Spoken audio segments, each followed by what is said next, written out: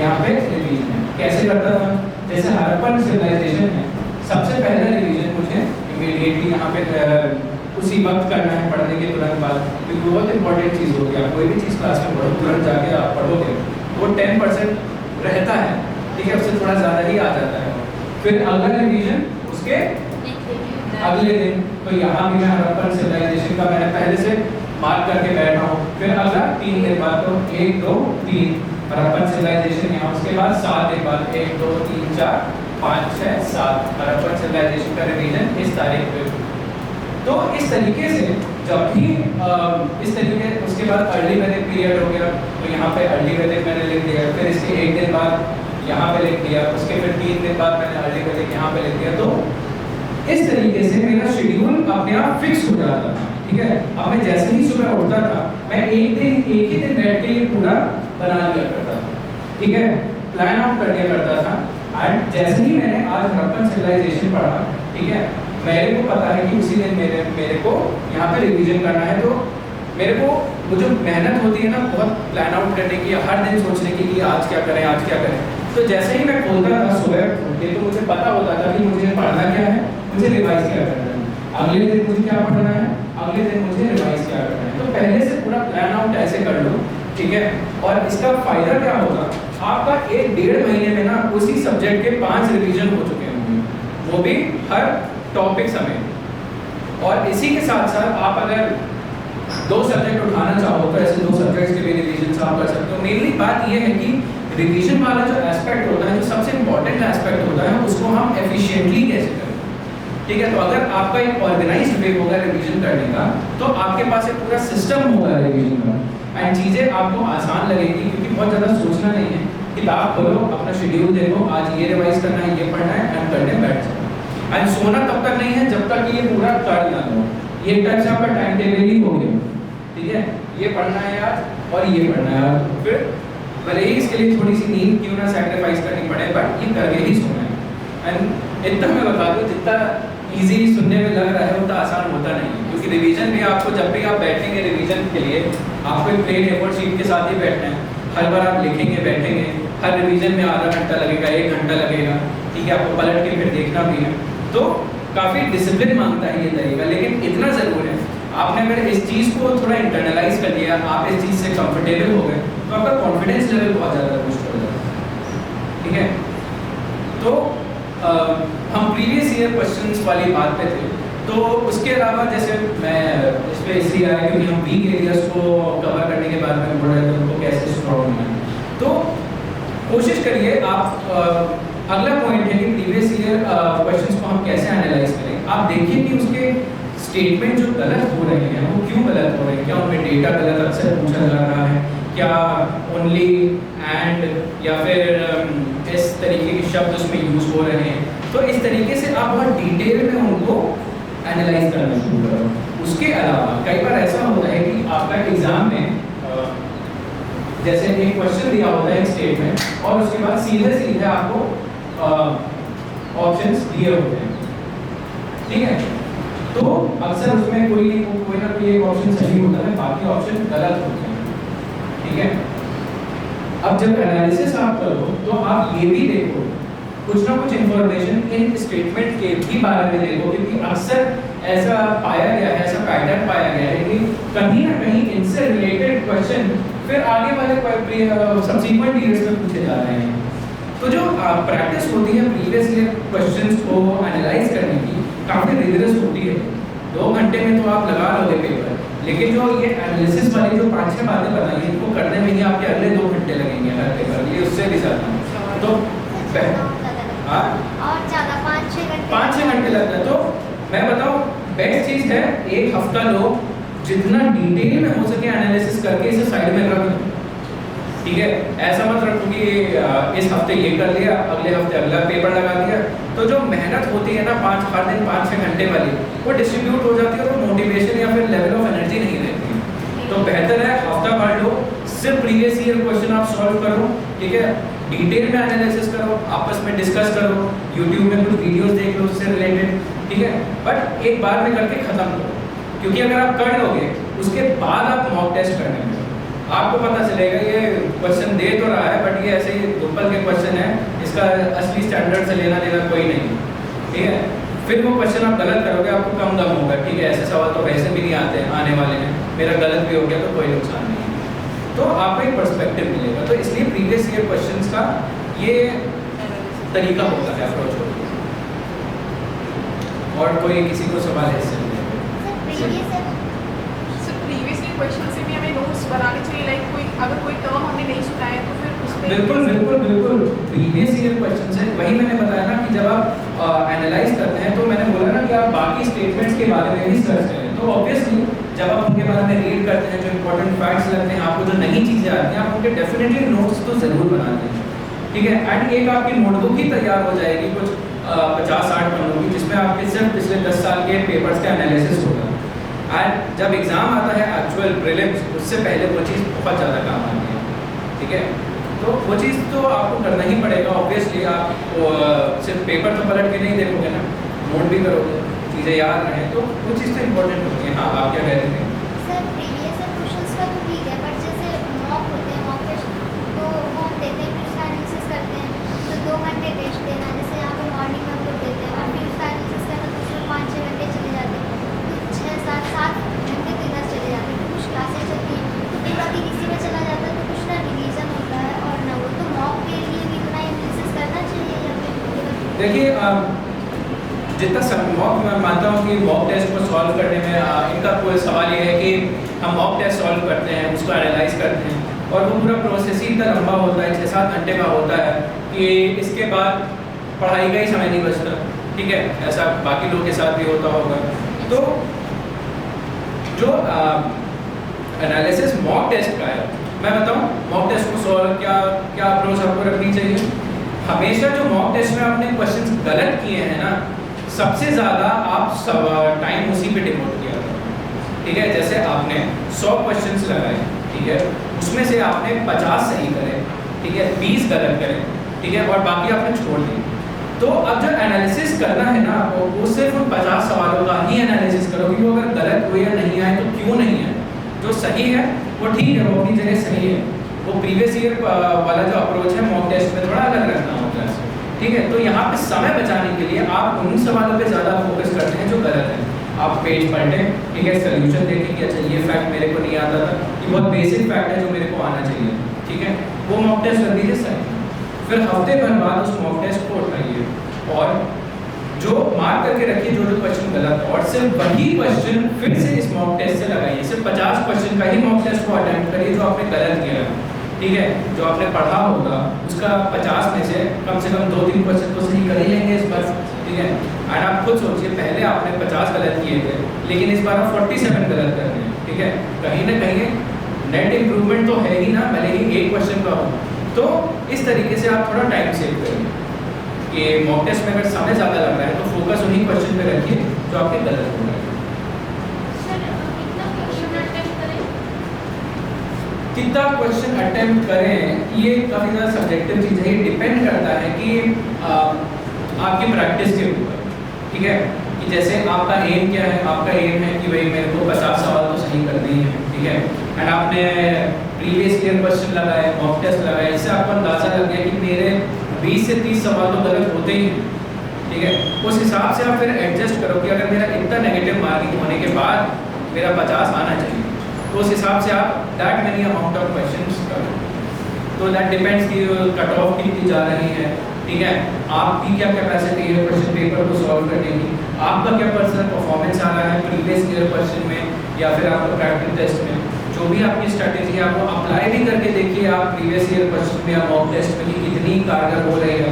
तो इस तरीके से कोई ऐसा नंबर नहीं है कि मैं बोल दूँ कि इतने करने हैं आप उतने ही करके चले जाओ, लेकिन हर किसी का सॉल्व करने का तरीका अलग होता है ना। तो ये चीज़ आप पे डिपेंड होती है, लेकिन इम्पॉर्टेंट है कि इस चीज़ को एनालाइज करके जाना कि आपकी क्या क्षमता है, कितने आप जनरली गलत करते हो, कितने सही करते हो, कितने समय, उस हिसाब से आप क्वेश्चन अटेम्प्ट करो।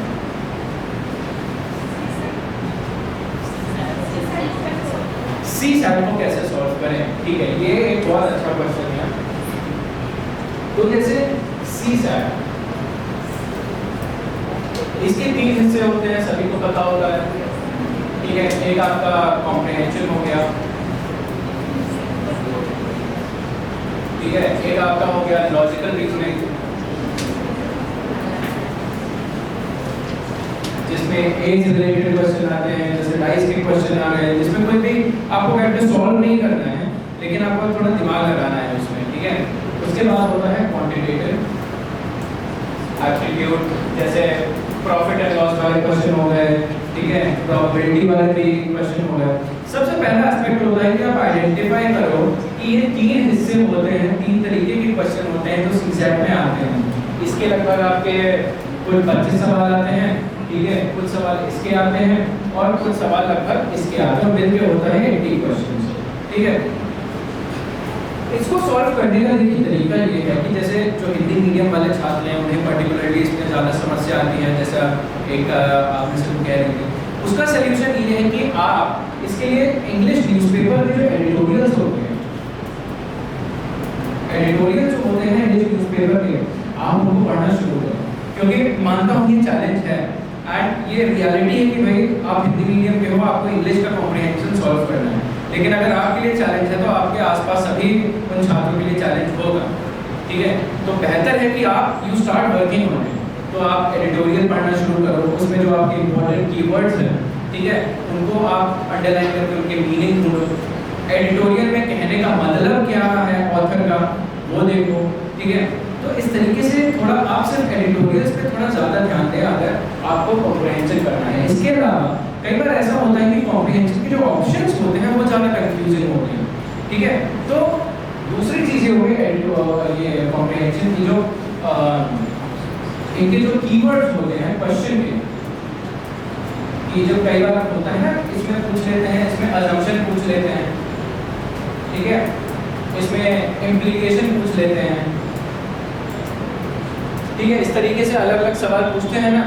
तो इसको अंडरस्टैंड करने के लिए, ठीक है, आप इसके प्रीवियस ईयर क्वेश्चंस लगाना शुरू करो, सिर्फ कॉम्प्रिहेंशन के ही आप लगाना शुरू करो। इसके लिए क्या करो, जो आपका क्वेश्चन बैंक होता है, ठीक है, उसमें सीसेट में सारे कॉम्प्रिहेंशन वाले एक लाइन से सारे दे रखे होते हैं, ठीक है, उनको आप उठाओ, ठीक है, लगाना आप शुरू करो एंड आप उसमें देखो कि कौन कौन से क्वेश्चन हैं जिनमें ये कीवर्ड आ रहा है, कौन कौन से क्वेश्चन हैं जिसमें ये हो रहा है, एंड आप जो मार्क कर रहे हो एंड जो एक्चुअल आंसर है उसमें क्या डिफरेंस है, ठीक है। कई बार होता है कि हमें चार ऑप्शंस में से हमें कई बार होता है कि हम कॉम्प्रिहेंशन पढ़ते हैं, ठीक है, उसके बाद उसका क्वेश्चन पढ़ते हैं, स्टेटमेंट देखते हैं, इसमें चार ऑप्शन होते हैं, हम चार पढ़ते हैं और अक्सर दो में कंफ्यूज हो जाते हैं कि वो सिमिलर से तो लग रहे हैं, इसमें सही कौन सा है। तो आप कुछ ना कुछ सोचते हो और आप कहते हो कि नहीं यार ये तो गलती होगा, मैं ये करती हूँ, लेकिन जब आप आंसर भी देखते हो आपको पता चलता है कि असली आंसर तो यही था, ठीक है। तो ये चीज़ आइडेंटिफाई करना बहुत इंपॉर्टेंट होता है और ये तब आता है जब आप प्रीवियस ईयर क्वेश्चन आप कब कौन सा लॉजिक यूज कर रहे हो अजम्पशन वाले क्वेश्चन में, ठीक है, कौन सा लॉजिक यूज कर रहे हो इंप्लीकेशन वाले क्वेश्चन में या और किसी क्वेश्चन में, एंड कौन सा लॉजिक से सवाल सही हो रहे हैं, ठीक है। तो इसके लिए ये है कि प्रीवियस ईयर क्वेश्चन आप सॉल्व करो कॉम्प्रिहेंशन के लिए अपार्ट फ्रॉम एडिटोरियल्स, कीवर्ड्स हैं, एंड इसके लिए मैं एक और बहुत इंपॉर्टेंट एडवाइस दूंगा कि इसके लिए हमेशा एक टाइम लिमिट बनाए रखें, ठीक है। जब मैं कॉम्प्रिहेंशन वाला वो जो सीसेट वाला पेपर है ना, मैं बहुत स्ट्रैटेजिकली सॉल्व करता था। मेरा ऑब्जेक्टिव बस इतना रहता था कि मैं ज़्यादा से ज़्यादा अपने क्वेश्चन सॉल्व कर लूँ, क्योंकि जितने ज़्यादा सॉल्व करेंगे क्वेश्चन उतने ज़्यादा आपकी पास होने की संभावना बढ़ेगी, ठीक है। तो मेरे को पता है कि कॉम्प्रिहेंशन वाले क्वेश्चन में ज़्यादा समय नहीं लगेगा, इसमें समय किस चीज़ में लगता है, रीडिंग में, और शायद कुछ सेकंड लगते हैं समझने में।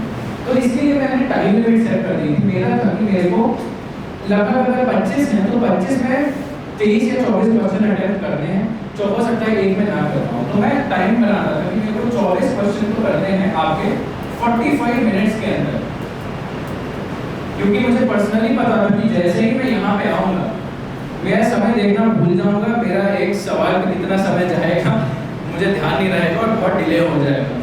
तो जितना हो सके जल्दी मेरे को ये खत्म करना है, ठीक है।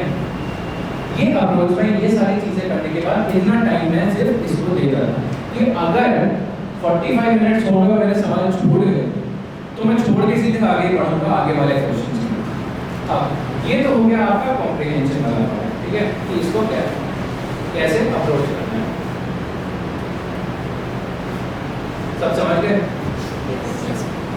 अब बात आती है लॉजिकल रीजनिंग को कैसे हल करना है। ये होता है आपका प्रैक्टिस।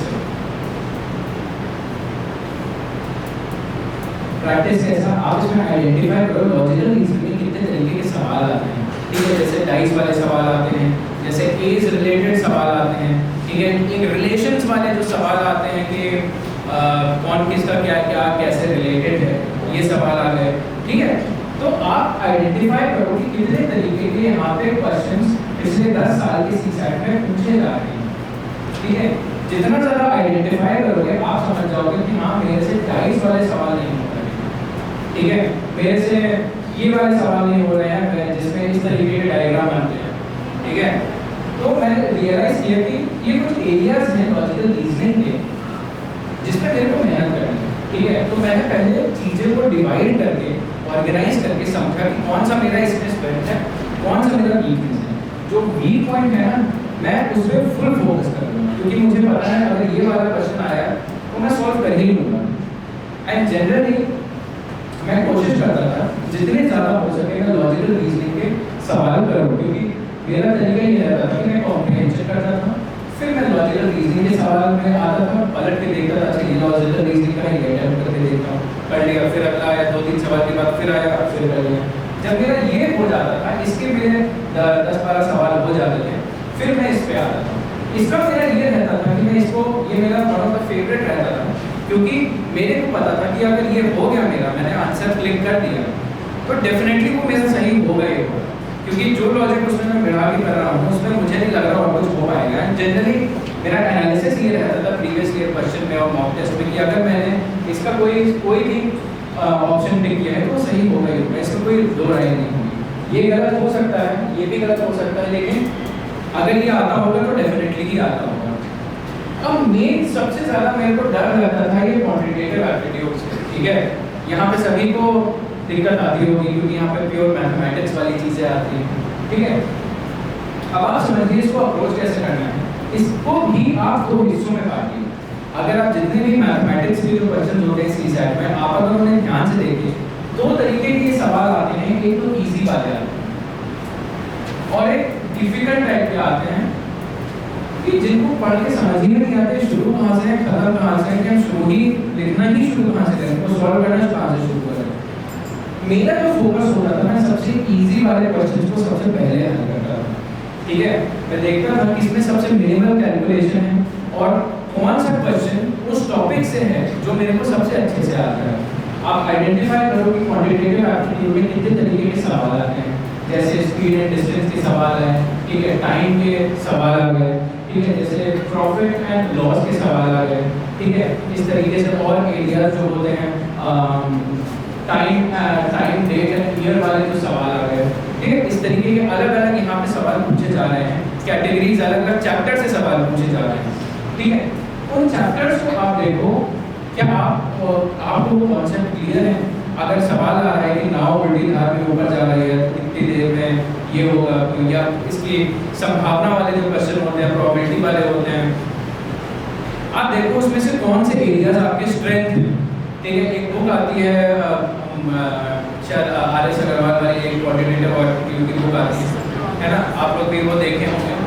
मैंने क्या किया, मैंने वो बुक ली, मैंने उसका इंडेक्स खोला, ठीक है, एंड मैंने देखा कि सीसैट में इतने टॉपिक के क्वेश्चन आते हैं, जितने भी इंडेक्स में टॉपिक सीसैट से मेल खा रहे थे मैंने उन्हें सर्कल कर दिया, ठीक है। मैंने सर्कल करने के बाद फिर मैंने हर चैप्टर के क्वेश्चन उस बुक किताब से क्वेश्चन लगाना शुरू किए, ठीक है। फिर मैंने रियलाइज़ करा कि कुछ ऐसे चैप्टर हैं जो मेरे से आराम से हो जा रहे हैं, ठीक है, बहुत ज़्यादा दिक्कत नहीं आ रही है, उन चैप्टर को मैंने साइड में रख दिया। लेकिन कुछ ऐसे चैप्टर हैं जो मेरे को थोड़े समझ में नहीं आ रहे हैं, ठीक है। जैसे फॉर इंस्टेंस के तौर पे देखो, जैसे टाइम एंड डिस्टेंस हो गया, एग्जाम्पल के तौर पे आपको HCF एंड LCM के सवाल नहीं इसमें हल हो पा रहे हैं, आप समझ नहीं पा रहे हो कि उसको कैसे अप्रोच करें। तो जब मेरा फोकस रहता था, मेरा सिर्फ इन्हीं क्वांटिटेटिव एप्टीट्यूड के इन्हीं एरियाज पे फोकस करेगा, ठीक है, कि जो मेरा वीकेस्ट एरिया इसमें भी है मैं सबसे ज़्यादा एनर्जी इसमें डाल के ढेर सारे क्वेश्चन सॉल्व करूँ, ठीक है, ताकि मैं इसके मैक्सिमम टू मैक्सिमम क्वेश्चन हल करूँ, ठीक है। एंड मेरा जैसे 33% इसमें क्वालिफाइंग होता है, दैट इक्वल कि लगभग आपके 26 लगभग क्वेश्चन सही होने चाहिए। तो मैं कोशिश करता था कि मेरे अराउंड 45 to 50 क्वेश्चन अटेम्प्ट हों, ठीक है।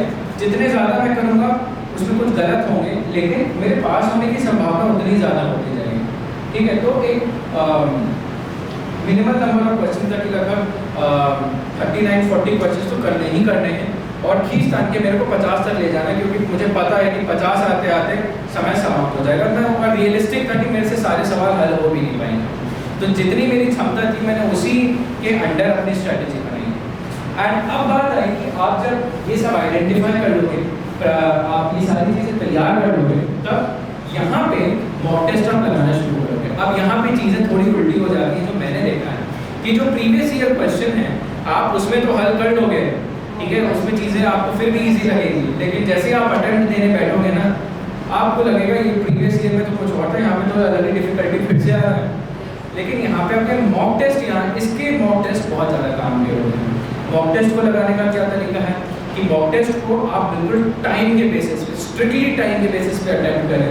जो आपकी स्ट्रैटेजी है सीसैट की, हर मॉक टेस्ट का जो सीसैट है उसको आप उसी तरीके से सॉल्व करें, ठीक है। इसमें एक्चुअल प्रैक्टिस जो होती है आपकी मॉक टेस्ट में होती है सीसैट की, ठीक है, क्योंकि ये कोचिंग वाले भी अब समझ गए हैं कि ये आना है टफ, ठीक है, तो इसलिए वो भी ये टफ बनाते हैं।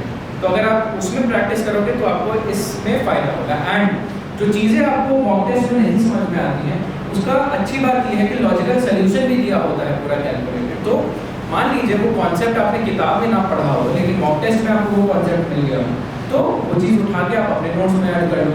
तो सीसैट को लेके थोड़ा इस तरीके से आप अप्रोच करें। सब समझ गए? तो और अगली चीज़ आपको क्या पूछनी है? ऑप्शनल में बताइए सर, ज्योग्राफी का ऑप्शनल है हमारा। हाँ, ज्योग्राफी वाला ऑप्शनल है जी। हमारा, आपका भी वही रहा है। हाँ। उसकी मेंस के बारे में बताइए।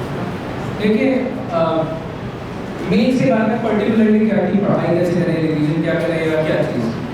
Sir geography optional geography optional में मतलब पर्टिकुलरली थिंकर्स को कैसे हैंडल करना है, थिंकर्स को कैसे हैंडल करना है, और सिर्फ पेपर 2 जो है वो बहुत ज़्यादा जीएस ओरिएंटेड होता है, तो उसको हम कैसे डिफरेंशिएट करें कि हमारा आंसर नॉट लाइक जीएस हो। चलिए ठीक है, पर्टिकुलरली एक बार ज्योग्राफी ऑप्शनल के बारे में बात करते हैं, ठीक है। इसमें मेरे पिछली बार मेरे अराउंड 252 मार्क्स आए थे 2022 में। 2023 में मेरे 277 मार्क्स आए हैं। मेरे पेपर 1 में 144 मार्क्स आए थे, एंड पेपर 2 में ऑलमोस्ट 133 मार्क्स आए हैं, ठीक है। तो ये डिसेंट स्कोर है, ठीक है, खराब नहीं है स्कोर, इतना अगर आपका आता है that is very good. Approach कैसे करना है, यहाँ पे ज्योग्राफी को लेकर कुछ पर्टिकुलर एरियाज होते हैं जो कि काफ़ी डिसाइड करते हैं आपके स्कोर कैसा आएगा, ठीक है। जो पूछ रहे हैं कि थिंकर्स को कैसे अप्रोच करें, तो जैसे देखिए काफ़ी सारे थिंकर्स होते हैं आपके दूसरे सेक्शन में। तो जो आपका थ्योरेटिकल ज्योग्राफी होता है, उसका जो दूसरा सेक्शन होता है उसमें ज्योग्राफिकल थॉट आता है, ठीक है। तो कहीं ना कहीं ये पूरा का पूरा गेम होता है पर्सपेक्टिव का। आप अगर ये समझ जाओ पर्सपेक्टिव क्या, किसी भी चीज को देखने का नजरिया, ठीक है। ये जैसे मैं आपसे कहूँ आपके 5-6 दोस्त हो, चलिए आपके 2 दोस्त हो गए, एक ये हो गई एक ये हो गई। आप इनको काफी समय से जानते हैं, बचपन से आप इनके साथ हैं, आपको पता है कि इनको एक ही सिचुएशन को लेकर के सोचने का क्या तरीका है, ठीक है। आप जानते हैं कि ये एक तरीके से सोच सकती है एक ही चीज़ को लेकर, और ये दूसरे तरीके से सोच सकती है एक ही चीज़ को लेकर। वही चीज़ है पर्सपेक्टिव। पर्सपेक्टिव में कोई भी ज्योग्राफिकल थिंकर जो है अपने किसी भी ज्योग्राफिकल इवेंट को लेकर अपना एक नज़रिया देता है, दूसरा ज्योग्राफर अपना नज़रिया देता है। कि जैसे आप ये कह लीजिए कि जब हम बात करते हैं ह्यूमन ज्योग्राफी की, ठीक है, ह्यूमन ज्योग्राफी में किसका ज़्यादा प्रभाव पड़ता है, हमारे इन्वायरमेंट का ज़्यादा प्रभाव पड़ता है या हमारे एफर्ट्स का, ह्यूमन एफर्ट्स का ज़्यादा प्रभाव पड़ता है। तो एक थिंकर कहता है कि नहीं भाई, जो हमारा वातावरण है वही डिसाइड करता है कि हम क्या करेंगे। अगर गर्मी है तो हम कम पानी में रहना सीखेंगे, ठीक है, गर्मी है तो हम कम पानी वाले अनाज उगाएंगे, ठीक है। तो उनकी जो सोचने की धारणा हो गई वो पूरी की पूरी एक धारणा हो गई जिसको हमने नाम दे दिया डिटर्मिनेशन, ठीक है। लेकिन दूसरी तरफ उसके एक दोस्त ने कहा कि ऐसा तो होता नहीं है, देखो हम गर्मी बहुत ज़्यादा है, देखो हमने एसी बना लिए, ठीक है, गर्मी बहुत ज़्यादा है कूलर बना लिए, गर्मी बहुत ज़्यादा है हमने पेड़ बहुत है सारे खुद से लगा लिए, ठीक है। तो इंसानों का ज़्यादा प्रभाव पड़ता है वातावरण में, हम अपना वातावरण बदल सकते हैं। एक ही चीज़ को लेकर दूसरे ने अपना दूसरा नजरिया दे दिया जिसका नाम हो गया पॉजिटिविज्म।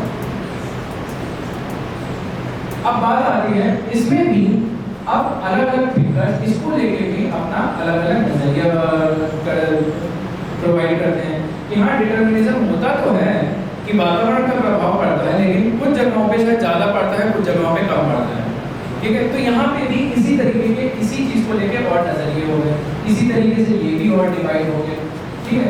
तो आप ये समझ लो कि जो ज्योग्राफिकल थॉट है ये बस असल में अलग अलग लोगों के अलग अलग नज़रिए हैं किसी भी चीज़ को देखने के। अगर आप इस तरीके से अप्रोच करोगे ना कि अच्छा इसके सोचने का क्या तरीका था, ये तरीका था, ठीक है, ये कहता है और दूसरा उसी चीज़ को लेकर दूसरी बात कहता है, दैट इज सिंपली ज्योग्राफिकल। बस किसी दूसरे का नज़रिया समझने वाली बात होती है ज्योग्राफिकल थॉट। और वही चीज़ है उसको आप एक्सप्लेन करो कॉपी में, नीचे लिख दो एग्जाम्पल में कि इस ज्योग्राफर ने दिया था, या एक एग्जाम्पल लिख दो उसी से संबंधित, आपके नंबर आ गए, ठीक है। ये था। एंड आपने क्या पूछा था दूसरा? यही पूछ रहे थे कि इसकी जनरल मार्किंग होती है, इसकी जनरल मार्किंग जैसे कि हमारे जीएस में कौन है, हर ऑप्शनल की मार्किंग थोड़ी बहुत अलग होती है, ठीक है। बट कोशिश करते हैं यूपीएससी वाले की ऐसा बहुत ज़्यादा भेदभाव ना रहे कि एक ऑप्शन को ज़्यादा नंबर मिल रहे हैं, एक को कम मिल रहे हैं।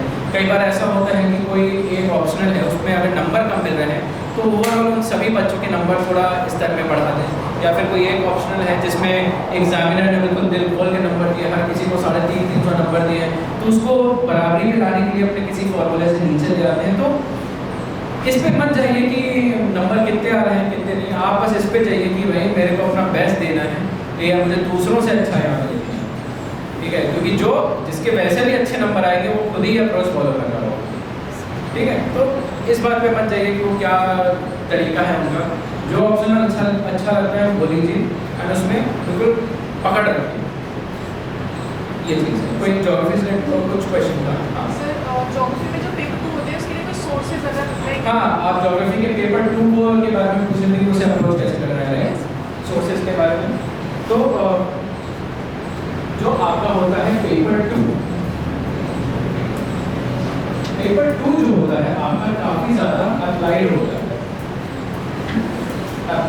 है, एंड यहाँ पे आपकी काफ़ी ज़्यादा इंडियन ज्योग्राफी आती है, राइट। एंड जो इंडियन ज्योग्राफी आती है ये आपका हर एस्पेक्ट में आती है, इंडिया में क्लाइमेट चेंज, इंडिया में अर्बनाइजेशन, इंडिया में ट्रांसपोर्ट, इंडिया के इंटरनेशनल रिलेशन। तो देखिए इसकी जो एक रियलिस्टिक अप्रोच है तो ये ऑप्शनली आप इसमें जीएस के आंसर नहीं ले सकते हैं, ठीक है, ये बहुत कॉमन सेंस की बात है। लेकिन एक इस तरीके के आंसर को हम कैसे ज्योग्राफी का आंसर बना सकें, उसका तरीका ये होता है कि आप इसमें एक जनरल जीएस का पर्सपेक्टिव पहले समझो कि क्या है सर, ठीक है। उसके बाद होता है कि आप उससे रिलेटेड पेपर 1 का कौन सा कॉन्सेप्ट यहाँ से मिलता जुलता दिख रहा है, कि जैसे आपसे अर्बनाइजेशन के एवोल्यूशन की अगर बात करें, ठीक है, तो आप बता दो जब आप स्टेटमेंट लिख रहे हो, आर्गुमेंट दे रहे हो, तो वहाँ पे एग्जाम्पल में लिख दो कि एक कॉन्सेंट्रिक मॉडल हमने पढ़ा है, ऐसा इंडिया में हो रहा है, एक जोनल मॉडल पढ़ा है, कोलकाता में ऐसा हो रहा है, ठीक है। उसी के साथ साथ आप इसमें जितने ज़्यादा एग्जाम्पल्स लिखेंगे उतना ज़्यादा ज्योग्राफिकल एग्जाम्पल लिखेंगे उतना ज़्यादा आपका आंसर बहुत अच्छा होगा, ठीक है। जितने ज़्यादा example data geographical point of view से लिखेंगे उतना अच्छा होगा। इसके अलावा यहाँ पे जो ज्योग्राफर्स होते हैं, ज्योग्राफर्स के नेम्स जो होते हैं, ठीक है, जैसे कॉपिन हो गया, ठीक है, त्रिवार्था हो गया, ठीक है, जोग्राफिकल थॉट में इतने सारे नेम्स पढ़ते हैं आप पॉपुलेशन सेटलमेंट में इतने सारे नेम्स पढ़ते हैं। उन जोग्राफर्स के नामों को आपको इस जनरल जीएस के पर्सपेक्टिव से कनेक्ट करना है। कनेक्ट तभी होगा जब आप इसकी प्रैक्टिस करेंगे, आप थोड़ा खुद सोचने की कोशिश करेंगे कि उस जोग्राफर ने इस चीज़ से रिलेटेड ये बात कही है। एंड लास्टली इसमें आपको काफ़ी सारी केस स्टडीज लिखनी पड़ती हैं। केस स्टडीज आप अगर ऑनलाइन देखें तो इजीली मिल जाती हैं, ठीक है। जैसे अलग अलग ज्योग्राफी की कोचिंग होती है, जैसे मैंने भी एक कोचिंग का मटेरियल लिया था, गाइडेंस आईएएस का केस स्टडीज़ वाला कंपाइलेशन आता है, काफ़ी अच्छा होता है, टॉपिक वाइज उसमें अवेलेबल होते हैं। तो वहाँ से मैंने केस स्टडीज उठा ली थी और जब आंसर लिखना होता था तो एक आंसर में मैं ये सारी चीज़ें इंक्लूड करता था, ठीक है। यहाँ पे मैंने एक पर्सपेक्टिव लिख दिया, ठीक है, फिर मैंने यहाँ पे एक थ्योरी का एग्जाम्पल लिख दिया, फिर यहाँ पे मैंने शायद एक छोटा सा इंडिया का मैप बना दिया, ठीक है। उसके बाद यहाँ जोग्राफर का नाम इसी से जुड़ा हुआ मैंने बता दिया। तो इस तरीके से होता है, अप्लाइड एस्पेक्ट वाला क्वेश्चन होता है, लेकिन क्वेश्चन कोई अगर पढ़ेगा तो डेफिनेटली कह सकता है कि जोग्राफिकल पॉइंट ऑफ व्यू से लिखा है। इस तरीके से इसको अप्रोच करना है। Means we don't have any single source की पेपर 2 हम कहां से कर सकते हैं? पेपर 2 सोर्स की अगर बात करें तो देखिए, जो आपका इंडियन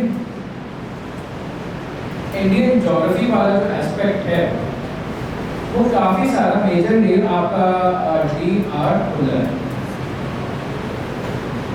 ये वाली जो बुक है ना, काफ़ी सारी चीज़ें आपकी इसी से ही कवर होती हैं, ठीक है। फिर भले वो फिजियोग्राफी वाला एस्पेक्ट हो गया, ट्रांसपोर्ट वाला एस्पेक्ट हो गया, ठीक है। जो आपका बेसिक चीज़ है वो कम से कम आपको यहाँ से तो हो ही जाएगा, ठीक है।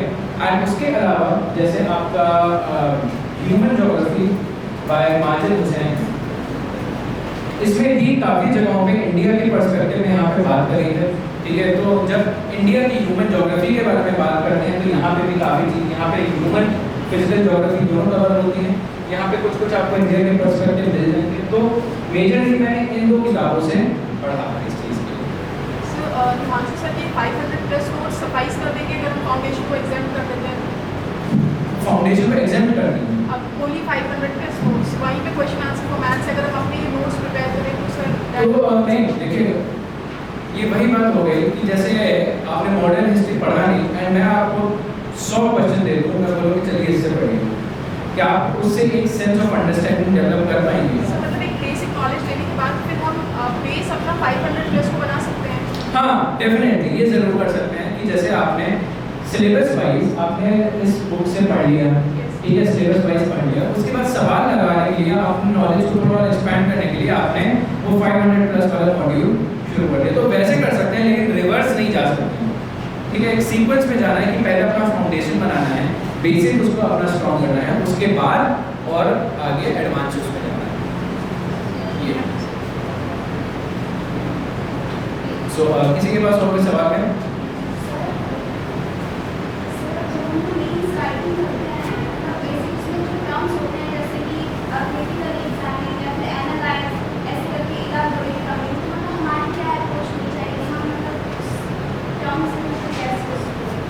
मेरे को भी इस चीज़ में बहुत सारे कंफ्यूजन हुआ करता था, ठीक है। तो मैं क्या करता था, अभी वैसे तो काफ़ी वर्ड्स हैं, मैं उन सबको बैठ के अभी एक्सप्लेन तो नहीं कर पाऊंगा, बट इसकी एक सिंपल अप्रोच आप देखो, ठीक है। आपके पास मॉडल आंसर्स भी होते हैं ना, आप एक बार क्या करो, सिंपल आप अपना आंसर लिखा करो, कोई भी क्वेश्चन आया करे मेंस का, ठीक है, उसमें कुछ भी क्रिटिकली एनालाइज, इलैबोरेट या फिर डिफरेंशिएट या फिर एक्सप्लेन, ठीक है। ये बहुत छोटी चीज़ें होती हैं समझने वाली, ये जो डिफरेंशिएट करती हैं एक दूसरे की प्रॉब्लम। आप क्या कर सकते हो यहाँ पे कि जैसे आपने अपना आंसर लिखा, ठीक है, आंसर लिखने के बाद आप अपना देखो मॉडल आंसर से कितना डिफरेंट है, मॉडल आंसर में किस पर्सपेक्टिव में वो अप्रोच किया है। हो सकता है आपके उसके पॉइंट सेम हो, ठीक है, लेकिन आपने समझाया अलग तरीके से, ठीक है। तो सबसे पहली बात तो यहाँ पे आप मॉडल आंसर से रेफरेंस लें कि जब एक्सप्लेन बोला है तो किस तरीके से उसने समझाया है, जब क्रिटिकली इवैल्यूएट बोला है तब उसने कितने फॉर के आर्गुमेंट दिए हैं, कैसे अगेंस्ट के दिए हैं, ठीक है। जब बैलेंस अप्रोच मांगी है तो उसके लिए कौन सा कीवर्ड है। इसके अलावा आप और क्या कर सकते हैं, आप प्रीवियस ईयर के जो टॉपर्स हैं, ठीक है, अलग अलग कोचिंग की जो वेबसाइट्स होती हैं उनकी वेबसाइट पे काफ़ी सारा मटेरियल प्रीवियस ईयर की कॉपीज अपलोडेड होती है, ठीक है। जैसे विजन का अभ्यास टेस्ट होता है तो उनकी कॉपीज अपलोडेड रहती है। आप एक काम करो, आप GS 1 2 3 4 कोई भी टॉपर की कॉपीज डाउनलोड कर लो, GS 1 2 3 4, ठीक है। आप उस पेपर को एक्चुअली लगाने बैठो, ठीक है। आप देखो टॉपर की कॉपी खोलो, उसमें सबसे पहला जो क्वेश्चन है आपने पढ़ा, तुरंत आपने लिखना शुरू किया, दूसरा पढ़ा, दूसरा, तो 3 घंटे आपने ये एक्सरसाइज करी। उसके बाद आप अपना आंसर एक्चुअली टॉपर की कॉपी से कंपेयर करो कि यहाँ पे इन्होंने कैसे अप्रोच किया है इस कीवर्ड को, कि हो सकता है एक आपका पर्सपेक्टिव हो उसको देखने का, और हो सकता है एक इनका पर्सपेक्टिव को देखने का। तो जो मैंने ये चीज़ बहुत आसानी से ऑनलाइन अवेलेबल हो जाती है कि आप टाइप करो, हर वर्ड की डेफिनेशन आ जाएगी, लेकिन that doesn't actually help in doing the questions, है ना। व्हाट हेल्प्स कि जब आप इस तरीके से करते हो, मॉडल आंसर देखते हो, प्रीवियस ईयर टॉपर कॉपीज देखते हो और खुद से भी सॉल्व करते हो, तब डिफरेंस पता चलता है मेरे पूरे आंसर का और दूसरे पूरे आंसर का, ठीक है। अगर एक्सप्लेन बोला है तो इस तरीके से एक्सप्लेन किया जाता है, यहाँ पे एग्जांपल मांगा जाता है, यहाँ पे इलस्ट्रेशन किया जाता है, इस तरीके से आप अप्रोच कर सकते हो इन कीवर्ड्स को। एंड बहुत ज़्यादा नहीं होते, शायद आपके मुश्किल से 7-8 ही ऐसे कीवर्ड्स होते हैं, तो आप 5-6 क्वेश्चंस एक कीवर्ड से रिलेटेड देख लो, 5-6 क्वेश्चंस दूसरे कीवर्ड से रिलेटेड देख लो, तो आपको इतने में अंदाजा लग जाए, एंड वही चीज़ फिर आप समझ जाओ तो रेप्लिकेट करना शुरू करो, तो दूसरों को देख के फिर सीखने वाली चीज़ होती है। जी सर, ये रिवर्स साइक्लिंग एप्टीट्यूड कर सकते हैं? हाँ, रिवर्स साइक्लिंग जो आपने कहा मेंस में कर सकते हैं। मेंस में करना है, बट आप MCQs में कैसे करोगे? सर, उसमें कर सकते हैं? प्रीलिम्स में मैंने तो नहीं करा था, क्योंकि मैं मुझे नहीं पता उसमें ये कैसे कर सकते हैं, आपको पता है कैसे कर सकते हैं? लेकिन आपने कहा नहीं कर सकते, तो मुझे लगा प्रीलिम्स में कर सकते हैं। नहीं, प्रीलिम्स में मेरी जो स्ट्रैटेजी रही है, जो सॉल्व करने का तरीका रहा है, मैंने वैसे ही करा है, ठीक है। तो क्योंकि ये बहुत सब्जेक्टिव चीज़ होती है ना, तो यहाँ पे कहीं ना कहीं आपको दूसरों का पर्सपेक्टिव भी करने की ज़रूरत होती है, बहुत ऑब्जेक्टिव होता है, उसमें जो है वो है, ठीक है। तो उसमें ज़्यादा से ज़्यादा रिवर्स टेक्निक जो यूज़ होती है कि आप क्वेश्चन पढ़ो, उसके बाद आंसर्स देखो, उसके बाद स्टेटमेंट पढ़ो, बट वो उतने ज़्यादा हेल्पफुल नहीं रहती है। मेंस और प्रीलिम्स की इस मामले में थोड़ी बहुत अप्रोच अलग रहती है।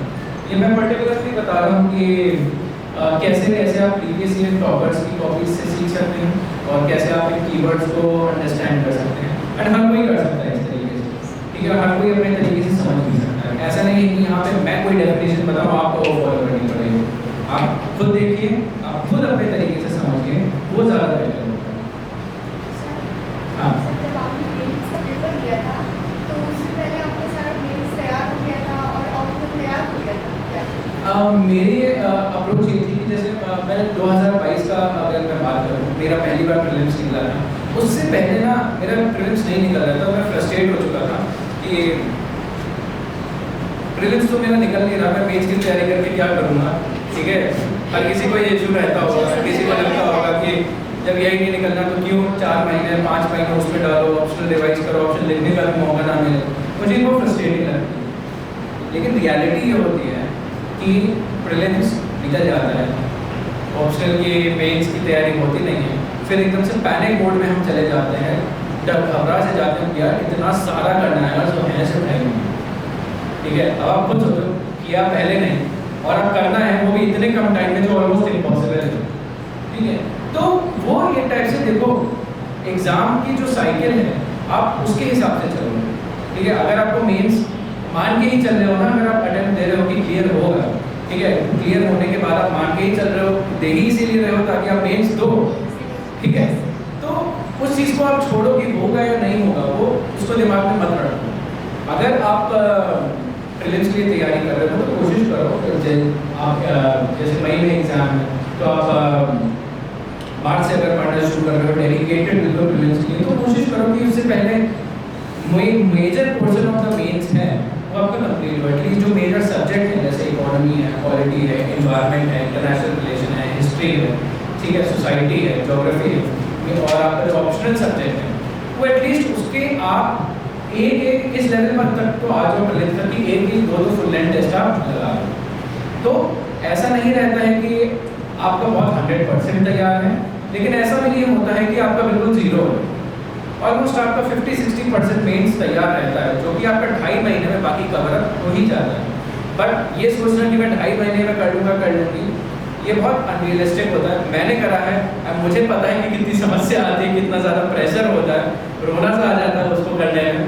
तो उस अटेम्प्ट में मैंने किया था एंड मेरा बिल्कुल मार्जिन से ही निकला था, मेंस निकल गया था। मेरे को लगा था कि अरे वाह कितनी अच्छी बात है, मार्कशीट देखा तो पता चला 2 ही नंबर से निकला था। मेरा हुआ भी नहीं था इंटरव्यू दिया था मैंने, बट 5 नंबर से इंटरव्यू रह गया था। देन आई रियलाइज कि भाई मेंस को इतना भी लाइटली नहीं ले सकते, करने को निकल जाएगा लेकिन रैंक नहीं आएगी, ठीक है, चाहिए अपने को एक अच्छी रैंक, ठीक है।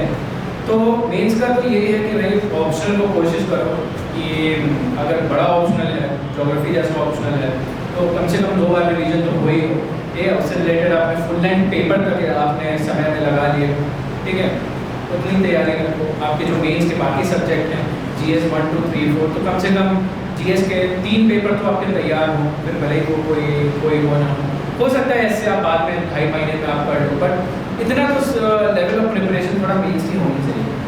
पैनिक मोड में खुद को नहीं रखना है कभी भी, इस तरीके से नहीं तैयारी करनी कि बाद में छोड़ दिया, क्योंकि जब वो आ जाता है खुशी तो होती है लेकिन दिमाग पर डर भी जाता है कि इतना सारा कैसे करेंगे। तो अपॉर्चुनिटी होती है लेकिन फिर भी आप कहीं ना कहीं बैकफुट हो, ठीक है। तो ऐसा नहीं, हमेशा कॉन्फिडेंस के साथ हर स्टेज पे एंटर करना, इस तरीके से।